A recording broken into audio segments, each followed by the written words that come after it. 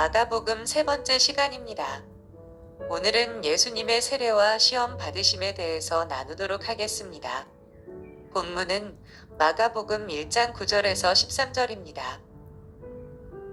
그때 예수께서 갈릴리 나사렛으로부터 와서 요단강에서 요한에게 세례를 받으시고 곧 물에서 올라오실새 하늘이 갈라짐과 성령이 비둘기 같이 자기에게 내려오심을 보시더니 하늘로부터 소리가 나기를 너는 내 사랑하는 아들이라 내가 너를 기뻐하노라 하시니라. 성령이 곧 예수를 광야로 몰아내신지라. 광야에서 40일을 계시면서 사탄에게 시험을 받으시며 그 짐승과 함께 계시니 천사들이 수종들더라. 오늘 본문은 예수께서 세례 요한에게 세례 받으시고 곧이어 사단에게 시험당하시는 장면을 기록하고 있습니다. 그런데 마가는 본문을 통해 성부 하나님께서 성자 예수님을 자신의 아들로서 보호하시고 인정하시며 능력을 공급하여 주신 사실을 특별히 강조하고 있습니다. 즉 마가는 이제 공생애를 시작하시는 예수님의 수세와 시험 받으시는 모습 속에서 그분이 바로 하나님의 아들 그리스도이심을 분명히 나타내고자 했던 것입니다. 실로 예수님께서는 세례를 받으심으로써 하늘 아버지의 거룩한 인중과 이 땅에서의 의를 이루셨고 또 사단에게 시험 받으심으로써 영적 세계에서도 예수님의 하나님이심을 선언하셨던 것입니다. 첫 번째, 그리스도의 세례 받으심. 그리스도께서는 오랫동안 사람들에게 알려지지 않으신 채로 사셨습니다. 그러나 세례를 받으심으로 그분은 최초로 대중 앞에 모습을 나타내게 되셨습니다. 그리스도께서는 스스로 죄악된 육신의 모양으로 이 세상에 오셨습니다. 그리고 세례를 받으시고 거룩하게 되셨습니다. 예수님의 이 같은 세례는 바로 우리를 위한 것으로서 우리 같은 죄인들도 죄사함을 얻고 세례를 받고 거룩한 대로 이룰 수 있다는 것을 보여주시기 위해 오늘 보이신 것입니다. 또 그들을 위하여 내가 나를 거룩하게 하오니 이는 그들도 진리로 거룩함을 얻게 하려 함이니이다. 특히 우리는 여기서 그리스도가 요한에게 세례를 받으시기 위해 자신을 겸손하게 낮추셨을 때의 성부 하나님이 얼마나 그분을 영광스럽게 받아들이셨는지를 살펴볼 수 있습니다. 즉 세례 받으시고 올라오시는 그리스도께서는 성령이 비둘기처럼 자신에게 임하는 것을 보셨습니다.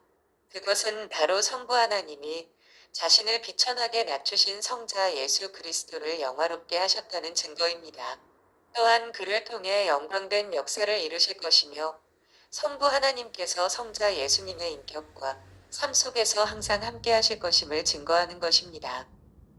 이처럼 우리도 우리 위에 성령이 함께 하시고 역사하시며 우리를 향하여 하나님이 일하고 계신 것을 볼 때가 있을 것입니다. 그럴 때에 그것은 하나님께서 우리 속에서 선한 역사를 이루시며 또한 우리를 향하여 선한 뜻을 품고 계시며 우리의 앞길을 예비하고 계시다는 확실한 증거가 됨을 깨달아야 할 것입니다. 9절을 보면 예수께서 갈릴리 나사렛으로부터 와서 요단강에서 요한에게 세례를 받으셨다고 하였습니다. 이것은 주님께서 공생애를 본격 개시하기 전에 공생애를 준비하기 위한 것이었습니다. 물 세례란 자신의 지난날의 허물과 죄악을 씻어내고 하나님 안에서 새로운 존재로 태어난다는 참회에 대한 외적이고 공적인 신앙 고백입니다. 그러한 점에서 요한의 세례는 죄사함을 받게 하는 회개의 세례로 불려졌습니다. 그런데 주님께서는 이러한 죄사함의 세례를 받으심으로써 공생애를 시작하는 출발 신호로 삼으신 것입니다. 그렇다면 우리 주님께서는 무슨 죄가 있으셨단 말입니까? 그분도 우리와 동일한 죄인이신 것입니까? 아닙니다. 그분은 죄가 전혀 없으신 분이십니다. 그분은 제2위 성자 하나님으로서 성령을 통해 동정녀 마리아에게서 나심으로 완전한 인간이 되셨으면서도 죄는 없으셨습니다. 성경은 주님의 무죄하심을 분명하게 증거하고 있습니다. 우선 고린도후서 5장 21절을 보면 주님은 죄를 알지도 못하신 자라고 하였으며 히브리서 4장 15절은 주님은 모든 일에 우리와 한결같이 시험을 받은 자로되 죄는 없으시니라고 하였습니다. 그리고 이러한 주님의 무죄하심은 주님께 세례를 베풀었던 세례 요한의 태도로도 확인할 수 있습니다. 본문에는 나타나지 않으나 마태복음에 의하면 세례 요한은 주님께서 자기에게 세례를 받기 위해 나아오시자 만류하며 내가 당신에게 세례를 받아야 할 터인데 당신이 내게로 오시나이까라고 하였다고 했습니다. 이것은 세례 요한이 그리스도가 누구이신 것과 그분이 무죄하신 분임을 잘 알고 있었음을 증언해 주는 것입니다. 우리 주님은 죄라고는 알지도 못하는 무죄하신 분이셨습니다. 그럼에도 불구하고 주님께서는 죄인이 받는 세례를 자청하여 받으신 것입니다. 즉, 죄인과 같이 되신 것입니다. 그 이유가 무엇입니까? 그것은 모든 의를 이루시기 위함이었습니다. 여기서 모든의 난 인류 구속을 위한 하나님의 계획과 목적을 가리킵니다. 그렇습니다. 주님은 죄가 전혀 없으셨으나 죄인들을 구원하시려는 하나님의 계획과 목적을 이루시기 위해 친히 세례를 받으심으로 죄인과 같이 되신 것입니다.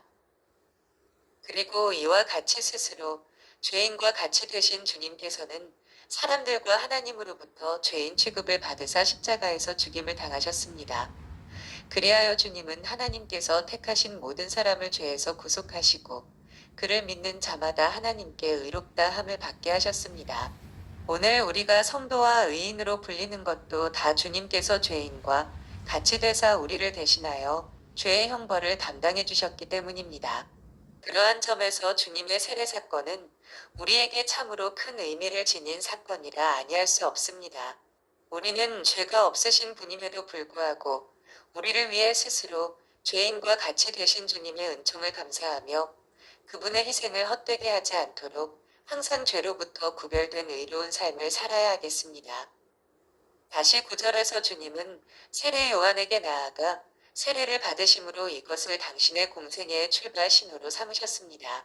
그런데 우리는 앞에서 요한의 세례가 죄사함을 얻게 하는 회개의 세례로서 주님의 세례 사건은 주님께서 무죄하신 제2위 성자 하나님이심에도 불구하고 스스로 죄인과 같이 되신 사건이었음을 살펴보았습니다.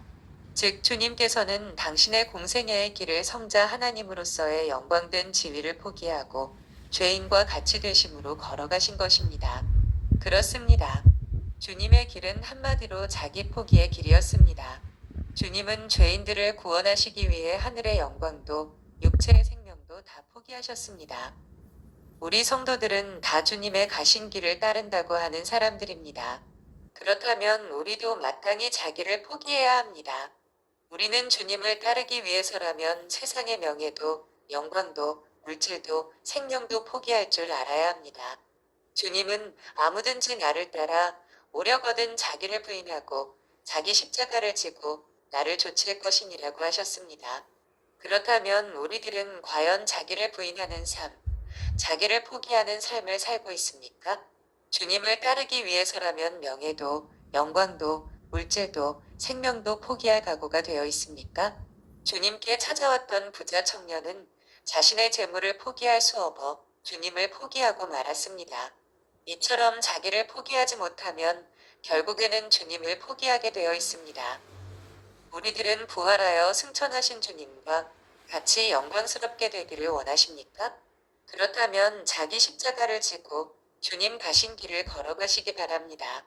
이 자기 포기의 길을 가지 아니하고는 누구도 하나님께 인정받지 못하며 결국 천국의 영광을 소유할 수 없습니다. 두 번째, 그리스도의 시험 받으심. 그러면 이제 그리스도께서 시험 받으신 사실에 대해서 살펴보겠습니다. 마가는 그리스도께서 광야에서 40일 동안 계신 것과 그때 짐승들과 함께 거하셨음을 기록하고 있습니다. 여기서 마가가 특별히 그리스도께서 짐승과 함께 거하신 사실을 언급하고 있는 이유는 사나운 짐승들 가운데서도 아무런 해함과 상함을 입지 않으시도록 그분을 보호하신 하나님의 사랑과 관심을 나타내 보이기 위해서입니다. 그러므로 이러한 하나님의 사랑이 그리스도의 힘든 40일간의 광야 생활 동안의 힘이 되고 격려가 되었을 것이 틀림없습니다. 한편 첫째 아담을 에덴 동산에서 시험했던 사단은 이제 또다시 둘째 아담을 광야에서 시험하였습니다. 그런데 그 결과는 진실로 다른 것이었습니다. 즉 첫째 아담은 그 시험으로 인해 죄의 자리에 처하게 되었지만 둘째 아담인 예수님께서는 그 시험을 이기고 승리와 영광의 자리에 처하게 된 것입니다. 그런데 이러한 시험은 오늘날 우리들에게도 끊임없이 다가오고 있습니다. 즉, 첫째 아담과 둘째 아담을 시험했던 것처럼 이후로도 여전히 사단은 때와 장소를 가리지 아니하고 하나님의 자녀들을 시험하는 것입니다.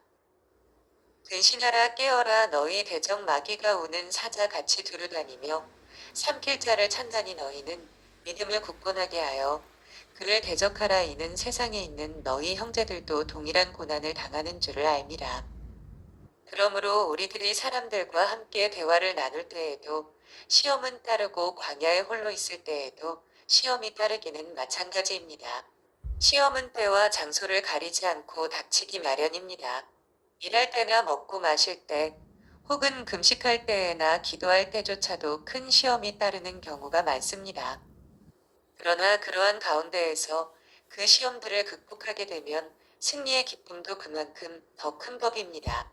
특히 그리스도께서는 악한 천사들의 사악한 괴계에 의해 시험당하실 때 선한 천사들의 수종을 받으심으로써 큰 위로를 얻을 수 있었습니다. 그런데 이러한 위로는 오늘날 우리에게도 풍성하게 주어지는 것으로서 우리 마음속에는 항상 성령이 내주하셔서 우리를 돌보시고 계시는 것입니다. 보혜사 곧 아버지께서 내 이름으로 보내실 성령, 그가 너희에게 모든 것을 가르치고 내가 너희에게 말한 모든 것을 생각나게 하리라. 평안을 너희에게 끼치노니 곧 나의 평안을 너희에게 주노라. 내가 너희에게 주는 것은 세상이 주는 것과 같지 아니하니라. 너희는 마음에 근심하지도 말고 두려워하지도 말라. 13절절에 보면 예수님께서 광야에서 40일을 계셔서 사단에게 시험을 받으시며 들짐승과 함께 계시니 천사들이 수종들더라고 하였습니다. 이것은 주님께서 시험 받으신 사건을 매우 압축해서 묘사한 것입니다.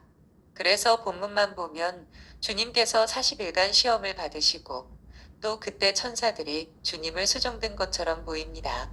그러나 마태복음의 병행 구절에 의하면 주님은 광야에서 40주야를 금식하고 줄이신 후에 마귀에게 시험을 받으셨고 그 시험을 이기신 후에 천사들이 나와 수종들었던 것으로 나타납니다. 여기서 중요한 것은 주님께서 사단의 시험을 받으시되 그 시험을 물리치고 승리하셨다는 사실입니다. 이것은 첫 아담이 에덴 동산에서 사단의 시험에 패배한 이래 사단이 인간에게 패배한 최초의 사건이었습니다. 이것은 매우 중요합니다. 왜냐하면 이것은 이후로 사람들이 주님을 의지하기만 하면 사단의 시험을 이길 수 있음을 의미하기 때문입니다. 사실 마귀는 이 세상 임금이므로 생각처럼 쉬운 상대가 결코 아닙니다. 누가 자기의 가진 지식이나 권세 혹은 대중적인 인기라든지 지명도 금력 따위로 사단과 맞서고자 한다면 볼 것도 없이 100번 싸워서 100번 패합니다. 세속적인 것들로는 그와 맞설 수가 없는 것입니다. 하지만 예수님과 함께하는 사람들은 이 세상 임금 사단이라도 넉넉히 이길 수 있습니다. 예수님은 그의 일을 멸하신 분이십니다. 마귀가 제 아무리 술수에 능하고 탁월한 화술을 가지고 있다 해도 예수님 앞에서는 그것들이 전혀 가치가 없게 됩니다. 이 사실을 잘 믿고 있어야 하겠습니다. 그러므로 우리는 시험을 당할 때에 더욱 주님을 의뢰하고 모든 일에 그분의 지도를 받도록 해야 합니다. 마귀는 막대한 조직이나 막강한 권력 따위를 무서워하지 않습니다. 그가 손을 대지 못하는 대상은 예수님과 함께하는 사람들입니다. 우리는 그의 이러한 약점을 알고서 맞서야 패하는 일이 없게 됩니다. 시험은 누구나 당하는 일이므로 피할 수 없지만 시험에 드는 것은 피해야 합니다. 시험을 당하되 시험에 들지 않는 자가 믿음이 있는 사람입니다. 우리가 이렇게 믿음 있는 사람이 되려면 주님과 늘 동행하며 그분의 도우심을 의뢰해야 합니다.